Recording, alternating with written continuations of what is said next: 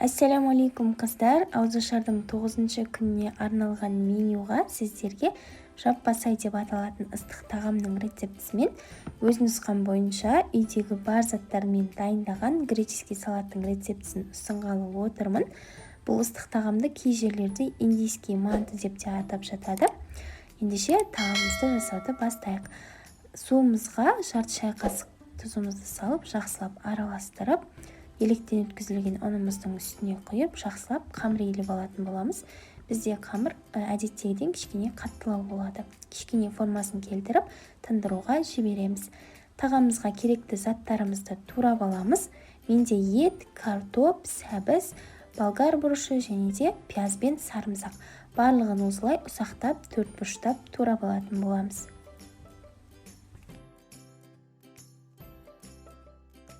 Табамызға өте аз мөлшерде май құямыз, етімізді салып, кішкене қуырып аламыз.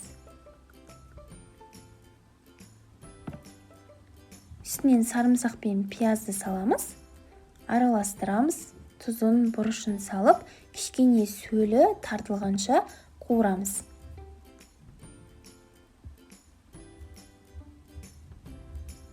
Картопымыз бен сәбізімізді қосып, картоптың сырты кішкене қызарып бастағанша қуырып аламыз. Соңынан болгар бұрышымызды және де 1,5 ас қасықтай томатымызды саламыз. Тағы да 1-2 минут шамасында қуырамыз.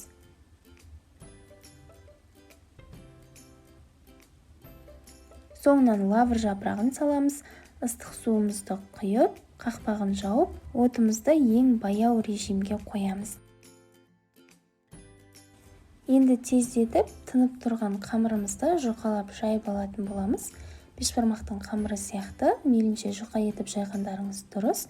Үстінен сұйық майымызды құйып, толықтай барлық жеріне жағып шығатын боламыз. Кішкене бөліктерге бөліп аламыз. Өздеріңізге ұнаған формада кессеңіздер болады. Бірақ кішкене етіп бөлгендеріңіз жеген кезде өте ыңғайлы болады.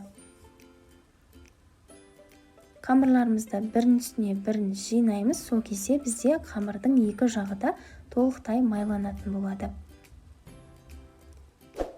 Қайнап тұрған сорпамыздың тұзын туралап, кем болса салып, үстінен жаңағы қамырларымызды дәл видеодағыдай орналастырып шығатын боламыз.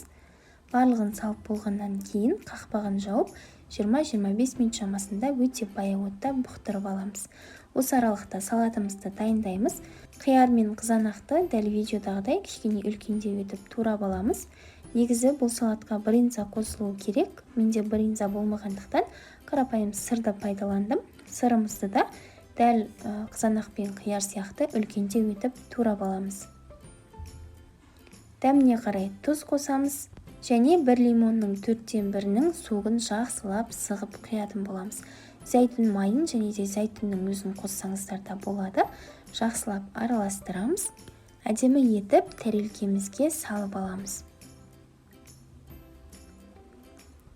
Мінекей қыздар, біздің тағамымыз да дайын болды. Байқасаңыздар, қамырлары ешқандай да жабыспайды, өте жақсы болып піскен.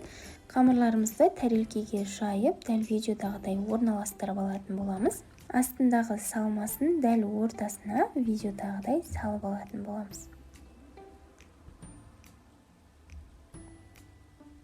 Үстінен өз қалауларыңыз бойынша аскөк, көк пияз немесе жусай қосып жесеңіздер дәмі тіптен ерекше болады. Осымен біздің тағамымыз толықтай дайын болды. Дәл осы рецептерді пайдаланып, кешкі ауызашарға жасап көріңіздер. Сіздерге ұнайды деген ойдамын. Видео ұнаса лайк басып, пікіріңізді қалдыра кетіңіз. Баршаңызға ас болсын.